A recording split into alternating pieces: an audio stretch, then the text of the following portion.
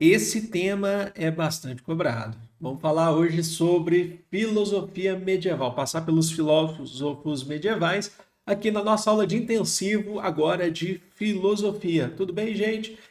Vamos lá então. Lembrando que na nossa aula de intensivo eu passo para vocês o que é necessário. A gente vai direto ao ponto, fala direto e faz a exemplificação com questões principalmente do Enem. Desculpem, deixa eu tomar uma água aqui.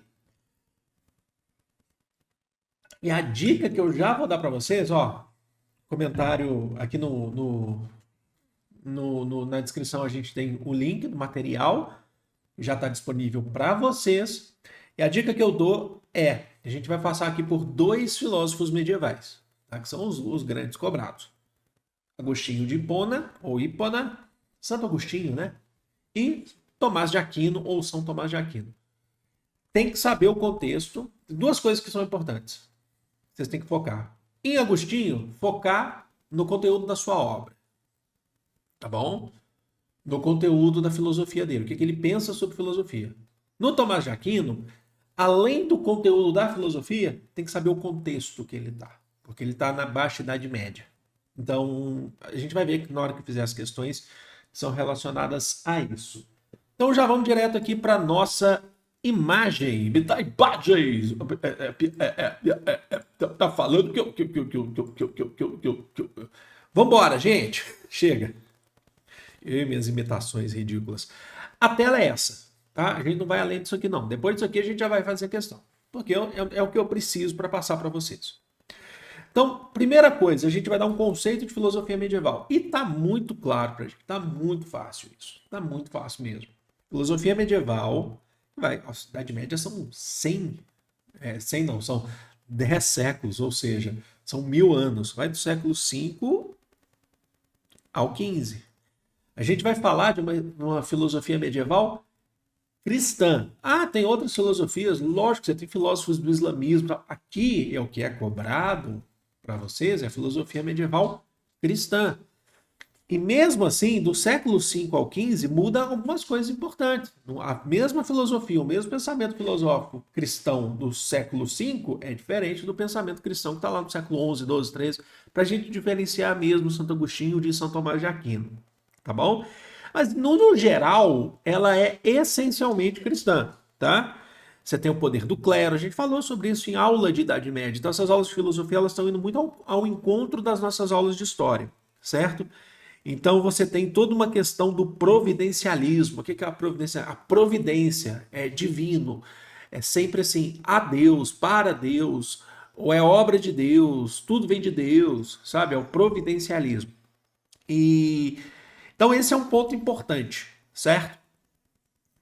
Outra coisa, a filosofia medieval geralmente ela é feita pelo alto clero, tá? Não é o clero secular, é o clero regular, é o clero que está dentro dos monastérios, é o clero que define dogmas, por isso que a gente fala que ela é feita pelos doutores da igreja, certo? Que são os grandes nomes.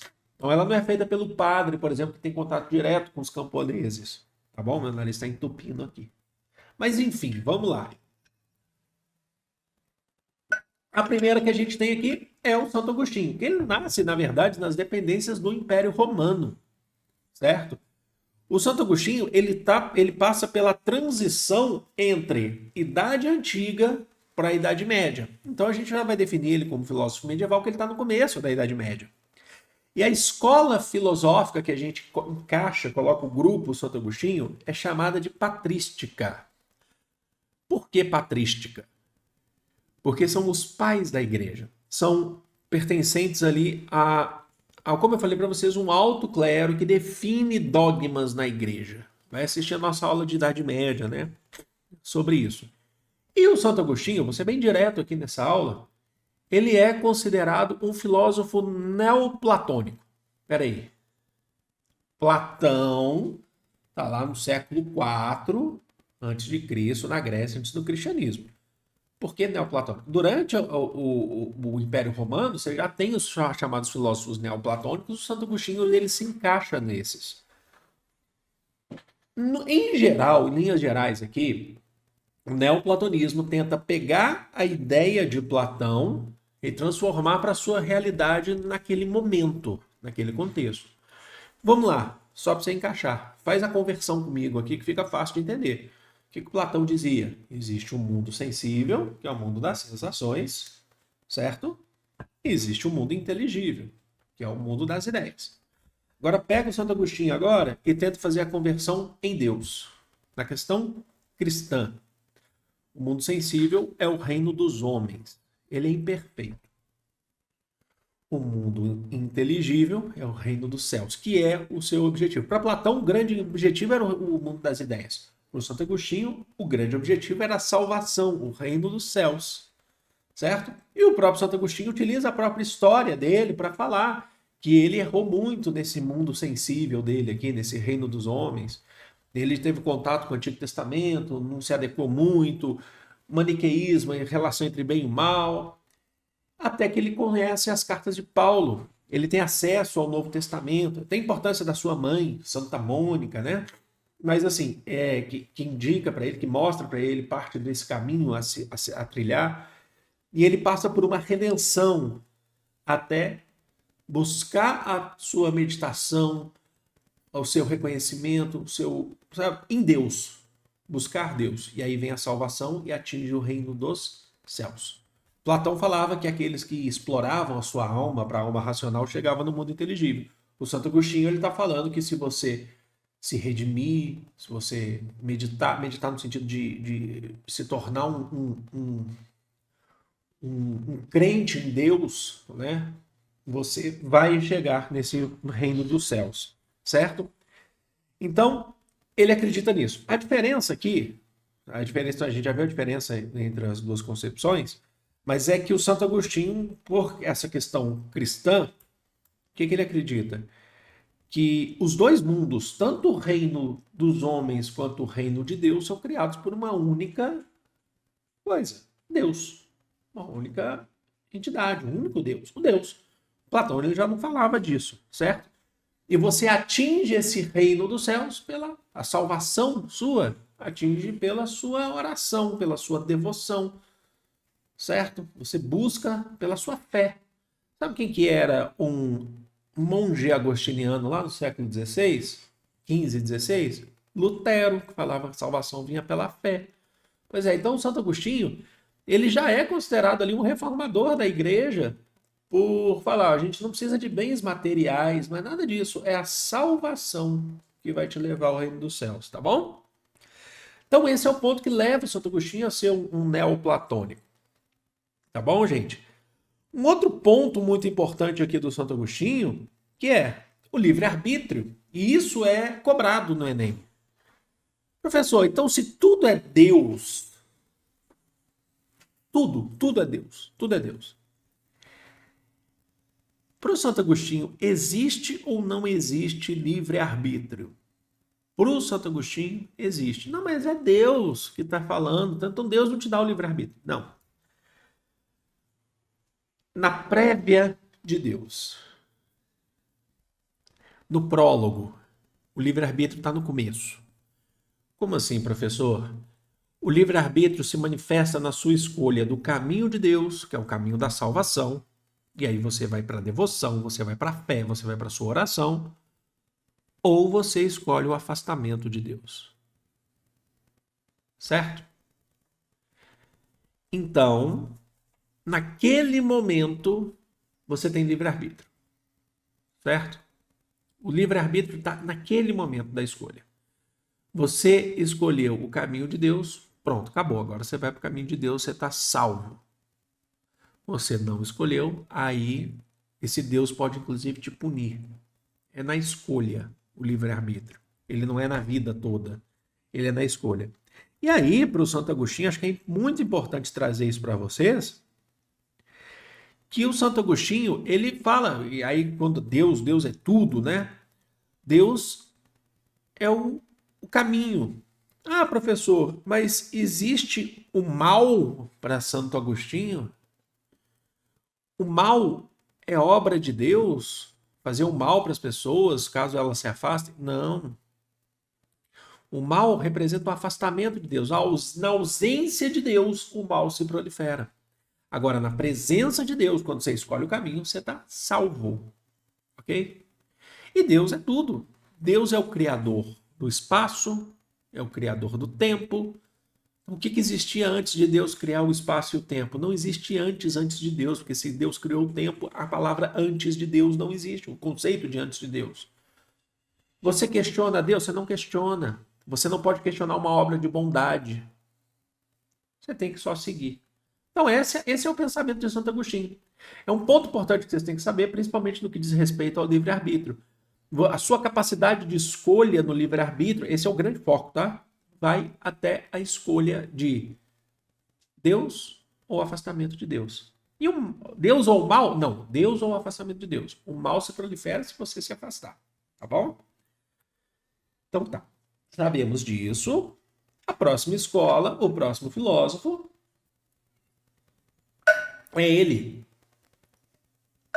Tomás de Aquino. Tomás de Aquino está lá no século XIII. Portanto, tem um outro também, que é o Santo Anselmo da Cantuária, que veio um pouco antes, mas ele é muito pouco cobrado. A gente vai falar mais de Tomás de Aquino aqui, que também é da mesma segmento assim, de Tomás de Aquino. A escola filosófica do Tomás de Aquino, diferente do Santo Agostinho, que é a patrística, o Tomás de Aquino tem influência do Santo Agostinho, mas tem coisas a acrescentar aqui. A escola filosófica se chama escolástica. Escolástica vem de ensino religioso.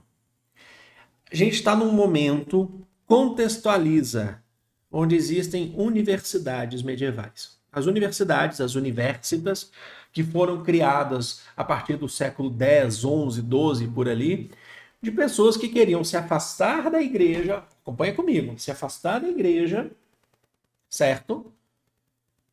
Então não ficar só seguindo aquele dogmatismo da igreja, então eles falam, a gente quer ter uma educação independente. Então você cria as universidades, que aceitam várias religiões, que aceitam pessoas de vários lugares, mas a igreja fala assim, a gente também quer participar desse conceito, que a gente está perdendo o monopólio da educação, a gente perdeu. Então começam a surgir também universidades que têm cursos de teologia, universidades cristãs ou universidades que dentro delas existem setores cristãos. É aqui que entra a escola de São Tomás de Aquino. Ela é uma escola mais ampla, que atinge públicos maiores e não fica só dentro dos monastérios, como era lá com Santo Agostinho, que são os pais da igreja, a patrística. A escolástica ela é mais democrática? Não. Mas ela é mais ampla, ela atinge mais gente. É o contexto da Baixa Idade Média. Isso aqui vocês têm que saber. E o que tem nesse contexto da Baixa Idade Média? Está surgindo um monte de gente que está pensando diferente. Eu falei que nem a Faria Limer. Está pensando fora da caixa, meu. Está pensando fora da caixa. Está pensando fora do dogmatismo religioso. Então, a igreja precisa rever seus conceitos de educação. Falar, ó, a gente precisa atingir essas pessoas que estão... Tem um monte de ateu aí, que eles vão chamar de herege, eles vão perseguir, logicamente, né? Logicamente não, eles vão perseguir. Mas é preciso saber lidar com eles também e converter um número de pessoas à fé cristã, católica. Eles sentem que eles estão perdendo muita gente. Renascimento comercial, renascimento urbano, investigações científicas, pessoas viajando. Então vamos lá. Então a escolástica está nesse contexto e por esse objetivo atingir mais pessoas. É aqui que entra o São Tomás de Aquino. Então, contextualizamos. O Tomás de Aquino ele tenta fazer uma conciliação maior entre fé e razão. O Santo Agostinho também fazia conciliação fé e razão? Sim, mas prevalecendo a fé. Que a busca da razão é para poder chegar na fé. O São Tomás de Aquino, ele tenta dialogar no contexto que ele dizia. Então, vamos conciliar no sentido de mostrar para você que essa razão que você tem, ela é sim importante. Você adquire os conhecimentos através dessa razão, dessas descobertas científicas, dessas coisas que estão acontecendo. Mas não perca a fé de lado, não. Essa razão não vai excluir a sua fé. Ela não pode excluir a sua fé. Tá? Ele está tentando dialogar com os ateus, ele está tentando dialogar com cientistas novos da época. E aí ele tem uma influência muito importante da teoria de Aristóteles, lá do mundo antigo. Poxa, se Santo Agostinho tinha influência de Platão, Lembra da questão do reino dos homens, reino dos céus, mundo sensível, mundo das ideias? O São Tomás de Aquino ele já pega uma influência do Aristóteles, porque o Aristóteles foi meio que escondido durante boa parte da Idade Média. A igreja não queria saber de Aristóteles, escondeu textos do Aristóteles. Mas agora não. O São Tomás de Aquino reergue esses textos do Aristóteles. Esse pensamento, ele é basicamente o Aristóteles da Idade Média, tá? É chamado de aristotélico tomismo. Então, basicamente é isso, né? Essa questão de pegar as ideias do Aristóteles. E o que o Aristóteles fazia para se opor tanto ao Platão, apesar de ter sido um discípulo de Platão? O Aristóteles, ele falava que no mundo sensível, se vocês lembrarem da nossa aula, tô ligando meu ventiladorzinho aqui na cara, tá? Era possível gerar conhecimento. Ele falava lá, o mundo sensível, ele gera conhecimento sim, certo? Não é só o inteligível, porque o Platão falava que o mundo inteligível que gerava conhecimento, o mundo sensível era uma cópia imperfeita do inteligível. Aqui é a mesma coisa. O São Tomás de Aquino, ele está falando, você não precisa só ficar ali rezando, esperando a fé, porque a verdade só está no reino dos céus. Aqui você pode descobrir a verdade. A verdade é Deus, mas com elementos da terra, você descobre essa verdade. Com elementos que você tem aqui ao seu redor, você vai descobrir que Deus é a verdade. Aí ele utiliza até uma teoria chamada teoria dos argumentos ou vias, que é basicamente a metafísica aristotélica. Que Aristóteles fala assim, se a gente regredir para descobrir as coisas, eu vou descobrir que é pelas minhas sensações que isso aqui é feito de tal produto, então consigo achar a matéria-prima, consigo achar quem que fez isso, consigo descobrir. O São Tomás de Aquino, ele faz a mesma coisa, só que a resposta é sempre Deus.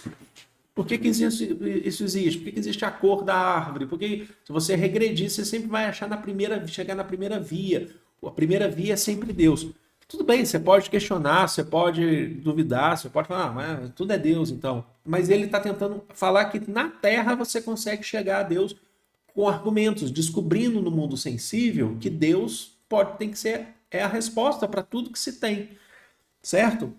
Então, ele fala que ele consegue provar a existência de Deus com elementos da Terra. Então, a razão que você está utilizando, você chega em Deus. Compreenderam? E ele tenta dialogar, entre muitas aspas, mas ele está dentro das universidades com os pensamentos contrários a isso. Tá bom?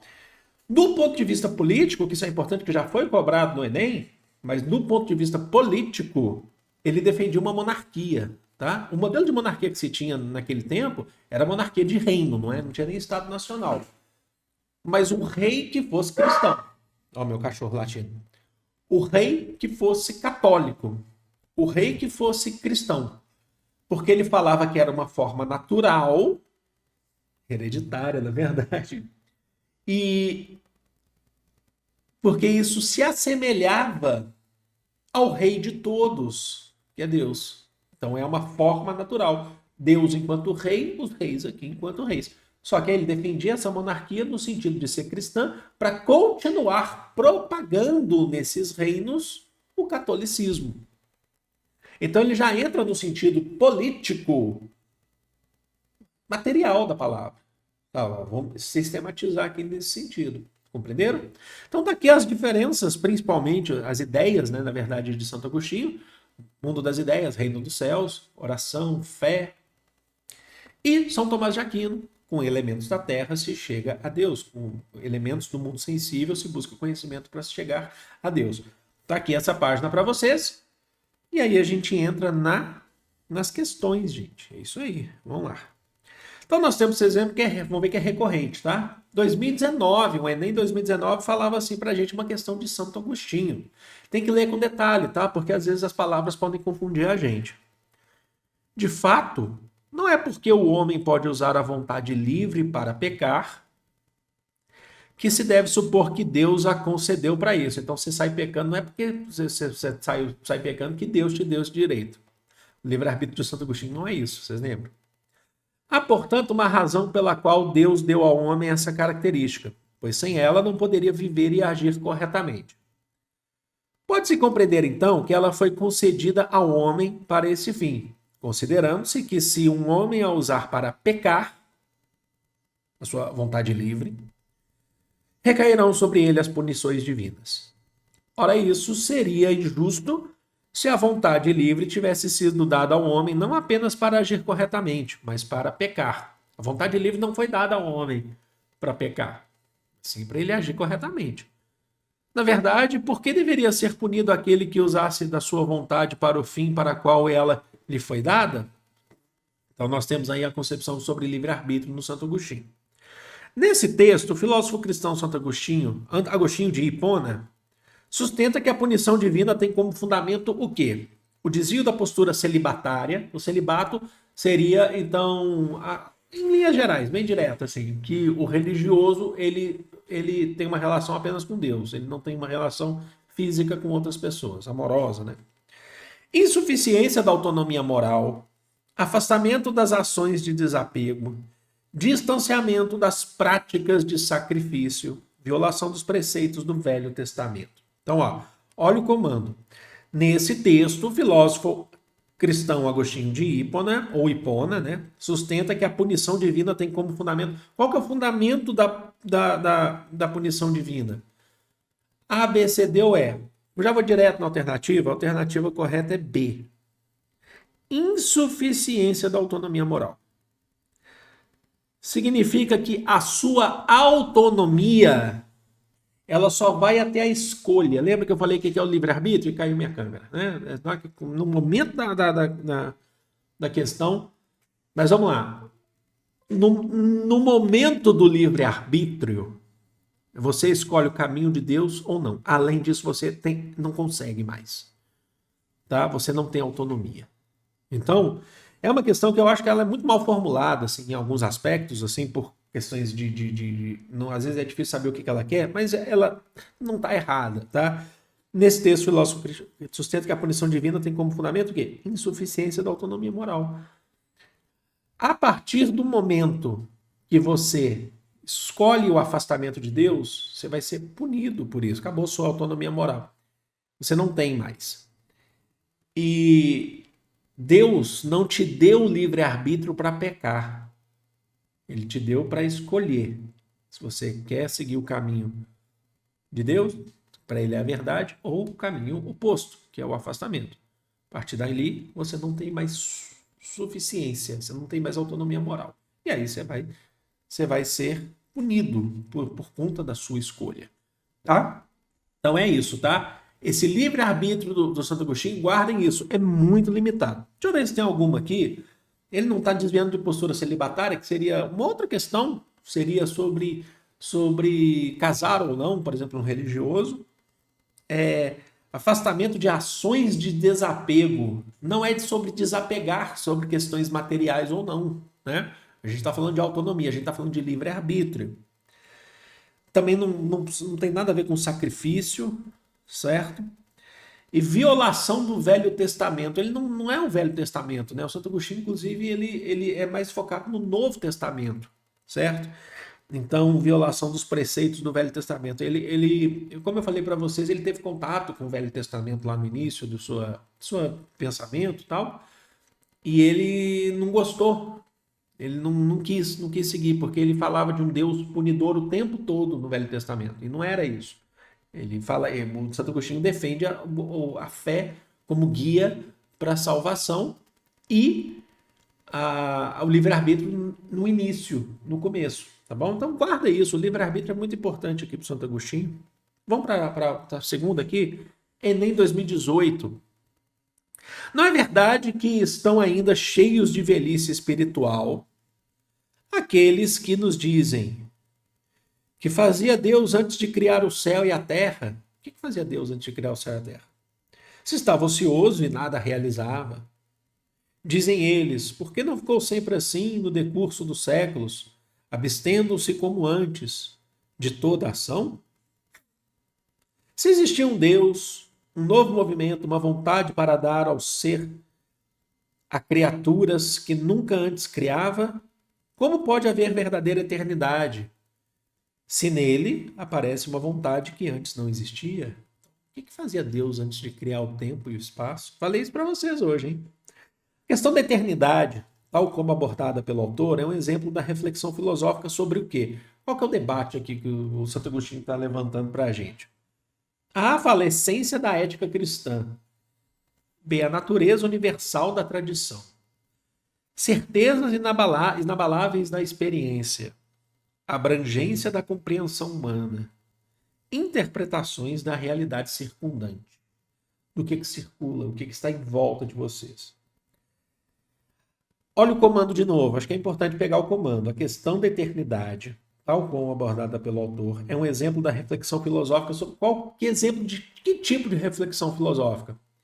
Eu falei para vocês na nossa aula hoje que Deus é criador do espaço e do tempo, segundo a concepção agostiniana.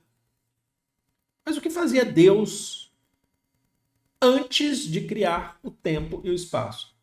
Santo Agostinho fala que antes de Deus criar, se Deus criou o tempo e o espaço, não existe o antes de Deus criar. E isso não se questiona. Porque não se questiona o ato de bondade, você não precisa saber disso. Segue o teu caminho e vai buscar o reino dos céus através da sua fé. Isso é uma reflexão filosófica acerca da abrangência da compreensão humana. Você não precisa compreender sobre isso. Não precisa compreender isso. Segue o teu caminho, vai pela fé. Não se questiona Deus. Compreenderam? Então, a alternativa correta, D, não preciso nem passar pelas outras aqui, na minha opinião, porque uma está falando de tradição cristã, não é sobre tradição. Ética cristã não é uma questão de ética, né? Não é uma questão sobre comportamento, né? Nem sobre... Assim, a C fala de certeza inabalável da experiência. Quem que vai trabalhar mais com a experiência é o São Tomás de Aquino, não é o Santo Agostinho. O Santo Agostinho vai na fé. Compreenderam? E a E fala interpretações da realidade circundante. Não está se interpretando o que está em volta. É uma questão sobre a compreensão humana, até onde você consegue compreender. E é aquilo que eu falei para vocês. Para o Santo Agostinho, você não precisa compreender mais que Deus. Você tem que chegar até Deus. Não precisa, não questiona. É um ensinamento que o Santo Agostinho vai te passar. Alguns vão trabalhar com alienação para você chegar no tempo moderno. Mas não é o caso aqui para a gente. A gente tem que entender a obra de Santo Agostinho. Enem 2018, vamos começar questões aí de São Tomás, certo? Deixa eu só deixar aqui agora a minha imagem aqui embaixo para a gente começar aqui questões de São Tomás. E diz assim: desde que tenhamos compreendido o significado da palavra Deus, sabemos de imediato que Deus existe. Olha, fui para a próxima, peraí. Deus existe. Com efeito, essa palavra designa uma coisa de tal ordem que não podemos conceber nada que lhe seja maior. Nada maior do que Deus. Ora, o que existe na realidade no pensamento é maior do que existe apenas no pensamento. Então quer dizer que Deus existe na realidade e no pensamento. Isso é maior do que existir só no pensamento. Quer dizer que na realidade ele existe, ele está aqui. Lembra? São Tomás de Aquino, aristotélico. Donde se segue que o objeto designado pela palavra Deus, que existe no pensamento, desde que se entenda essa palavra, também existe na realidade. Por conseguinte, a existência de Deus é evidente. Então, existe no pensamento, existe na realidade. Lembra que ele faz a conciliação entre fé e razão? Ok. E ele tenta provar a existência de Deus com elementos da Terra? Ok. O texto apresenta uma elaboração teórica de Tomás de Aquino, caracterizada por quê? Ele rejeita a ortodoxia religiosa contra os heréticos. Os heréticos seriam os infiéis, tá? Ele está rejeitando que se persiga os infiéis. Ele está falando sobre isso no pensamento dele. Sustentar racionalmente uma doutrina alicerçada na fé, então fazer uma conciliação entre fé e razão. Então aqui a gente tem como é que escreve conciliação? Conciliação com C, né? Se eu não me engano. Vai me julgar, não. Explicar as virtudes teologais pela demonstração. Explicar virtudes de estudos através de uma demonstração. Virtudes de Deus pela demonstração. Virtudes entendam como qualidades. Tá? A palavra-chave aqui para mim é virtude. A gente vai identificar como explicar as virtudes divinas, as virtudes de Deus, pela demonstração. Flexibilizar a interpretação oficial dos textos sagrados. Então, ele está flexibilizando o que se pensa, o que na Bíblia. E é justificar pragmaticamente crença livre de dogmas. Então, ele está se afastando dos dogmas católicos. A, B, C, D ou E. Ficou fácil, né, gente? Assim, a alternativa correta é B. Ele está sustentando racionalmente uma doutrina na fé. Fala, ó, eu consigo te provar a existência de Deus com elementos da Terra. A razão, essa ciência que vocês estão explorando, que vocês estão aprendendo, ela explica, mostra pra gente que existe Deus. Deus existe aqui e aqui na vida. Então ele está fazendo a conciliação maior entre fé e razão. O Santo Agostinho também conciliava fé e razão? Mas a fé em primeiro lugar. A fé vem primeiro para você conhecer. O Tomás de Aquino, ele fala, não, tá junto. Tá? Dá para você conhecer e dá para você ter fé. Esse seu conhecimento vai mostrar o quanto que Deus existe. Tá bom? Ele não está fazendo aqui no texto nenhum tipo de defesa de perseguição aos heréticos, aos infiéis. Ele não está tentando, pela demonstração, mostrar qualidades divinas. Ele está tentando mostrar existência. É diferente de qualidades. Virtude enquanto qualidade. Tá? Não é isso. Ele quer mostrar a existência. Ele não está flexibilizando nenhum tipo de pensamento bíblico. Nenhum texto bíblico não está flexibilizando. Dá para interpretar diferente? Não está falando isso. E ele não está se livrando de dogmas. Falando, não sou desses dogmas. Não, ele está dentro dos dogmas cristãos, religiosos. Ele era um doutor da igreja. Então, não, vou mostrar para vocês que Deus existe, só que o método que é outro. Entendeu? Não é livre de dogma. O dogma é o católico, é o do Santo Agostinho, que está lá atrás. O método é outro. Isso que eu quero que vocês entendam. Tá bom? E aí, para a gente fechar, agora uma um pouco mais antiga, né? Enem 2015. Também de Tomás de Aquino.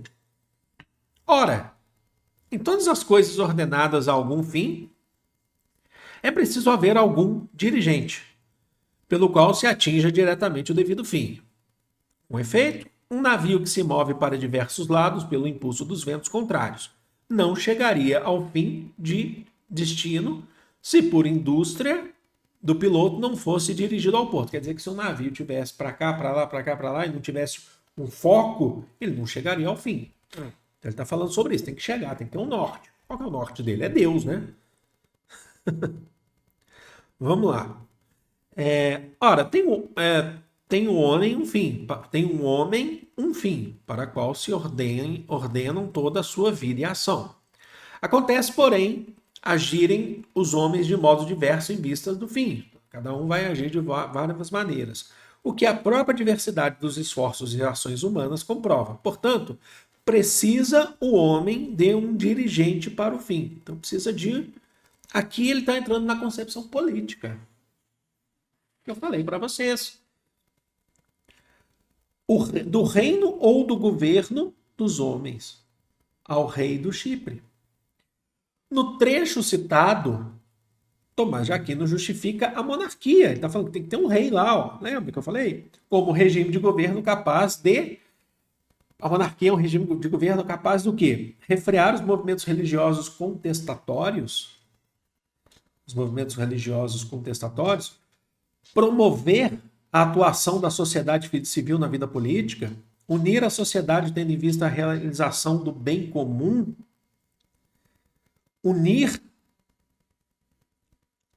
a sociedade tendo em vista a realização do bem comum, reformar a religião por meio do retorno à tradição helenística e dissociar a relação política entre os poderes temporal e espiritual. A, B, C, D ou E. Essa tem um distrator muito importante. A alternativa correta é a alternativa C. Qual que é o objetivo da monarquia para o São Tomás de Aquino? Unir a sociedade tendo em vista a realização do bem comum. O que é esse bem comum? A busca por Deus. Uma sociedade cristã. Certo? Eu sei que tem gente que ficou com dúvida. Vamos lá. Vamos eliminar a E. Diz assim: dissociar a relação política entre os poderes temporal e espiritual. O poder político e espiritual, para o São Tomás de Aquino, tem que ser o mesmo, não é dissociar. Tá? É associar, não dissociar. Então tira esse dissociar aqui, é associar. Por quê? Porque para ele o rei tem que estar lá como representante de Deus, certo? Então elimina essa aqui. Vamos eliminar a D, que fala religião por meio do retorno à tradição helenística, que é lá do mundo grego. O Alexandre quer buscar a felicidade, lembra da filosofia helenística? Não era isso que ele está falando, de buscar a felicidade e tal. Não está falando sobre isso. Ele está falando que tem que buscar Deus, uma sociedade cristã. O rei, né, ele tem como esse norte. Mas eu sei, vamos eliminar a A, que diz assim, vamos eliminar a B, que fala promover a atuação da sociedade civil na vida política. Não, se ele está defendendo a monarquia, ele não quer a atuação da sociedade civil na vida política. Elimina. Mas eu sei que teve gente aí que ficou com dúvida de falar assim, refrear os movimentos religiosos contestatórios, os que questionam a fé cristã. A monarquia, para ele, é para levar a fé cristã. Esse é o primeiro objetivo. Refrear ou acabar com movimentos religiosos contestatórios seria se esses movimentos acontecessem, se eles existissem naquele reino. O grande objetivo é um bem comum, que é buscar Deus, que é o objetivo maior, e fazer esse rei levar uma sociedade cristã. Isso aqui, de refrear, seria basicamente uma consequência. Então, não é a justificativa da monarquia, compreenderam? Por isso que não é a, tá bom? Mas ela dá uma confusãozinha na gente, sim. Então é isso, eu espero que vocês tenham gostado dessa aula, espero que vocês tenham curtido. Mais uma aula de filosofia do intensivo pra gente, e em filosofia, na semana que vem, a gente já entra em filosofia moderna, aí começam os grandes embates entre racionalistas e empiristas, a epistemologia, vem o iluminismo, vem o absolutismo, e por aí vai. Obrigado, gente. Vou ficando por aqui, para centralizar aqui. Eu amo vocês, é de todo o coração do mundo. Grande beijo. Fui!